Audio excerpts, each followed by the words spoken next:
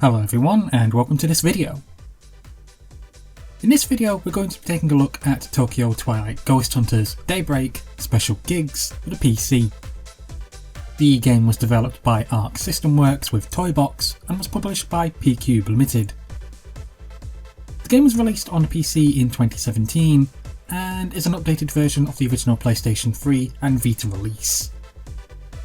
The game is a type of strategy/anime visual novel all about ghost busting in Japan.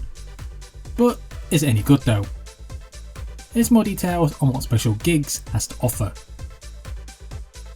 The game's main focus is on you, the new transfer student who's arrived at the local academy, who pretty much within his first day of arriving is joining a secret organisation who combat ghosts. From battling your first ghost to defeating it, and joining up with a team, you'll then go on to various missions where you'll work with others to defeat other ghosts that are terrorising people.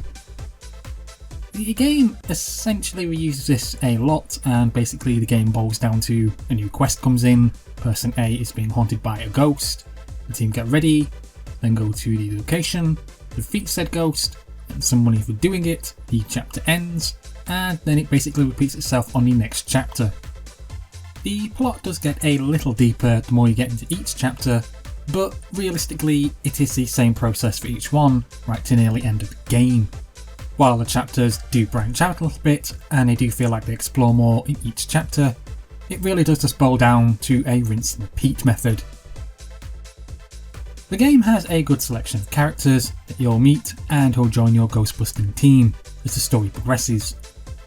Each character comes across as being very well presented and come across as their own individual. As the story advances, more characters end up joining the gatekeepers, and with some characters you're either really going to like them or really dislike them. There's a very large mixed bag here, with the game's characters, while some are quite likeable, others just come across as highly annoying. I do however feel that this was done on purpose, as obviously, just like in real life, not everyone is going to get along with each other, and although everyone on the team does have a shared investment in seeing ghosts and being ghostbusters, they're all human and they can all rub each other the wrong way a lot of the time. So while some characters do come across as unfavourable, they do also come across as being true to life, by all having different personalities and not getting on with others. Gameplay for Twilight Ghost Hunters is a little complicated to explain. You see, at its core the game really is just a visual novel. However, it does have various other elements added to it, making it that much more than just a reading game. The game itself is extremely tactical based when, as you go into your first fight off against a ghost, everything changes to a type of board game presentation with RPG sections added in. You get a set amount of AP which is then used to move your character on the board, and you then have to essentially guess where the ghost is going to go on their move so you can attack them. Get this right or wrong, and the camera changes to show yourself either attacking or being attacked by the ghost and giving or receiving damage. So gameplay for this game is very board game-esque in its type of style and presentation, and it is like this for all the other minigames within this game as well. There's a choice of a type of card game which you can play or practice with others. It's all basically the same board game type of style game. Personally, I don't really mind this experience as I am used to trying out various different types of games and styles. However, I do not think this method of play will be for everyone, and it really doesn't help that the game doesn't explain itself at all in its settings and options available to you. A perfect example is when you're given a choice of the choice wheel in the conversation section with other characters, as it never really explains at all what any of these icons mean or what the result equals to. Such as if I click on the think icon and then the lick icon, does that mean that I'm going to look at the other character and then lick them? It just never really is explained. Twilight Ghost Hunters graphics are really impressive for being a visual novel game, as everything's beautifully well drawn and created. The art style is an absolute joy to look at, and the transition from the 2D sections is all well done, and the game just feels very well polished for what it is. Honestly, I can't really fault the game's graphics at all, because they are exceptionally well done and created for being a visual novel game.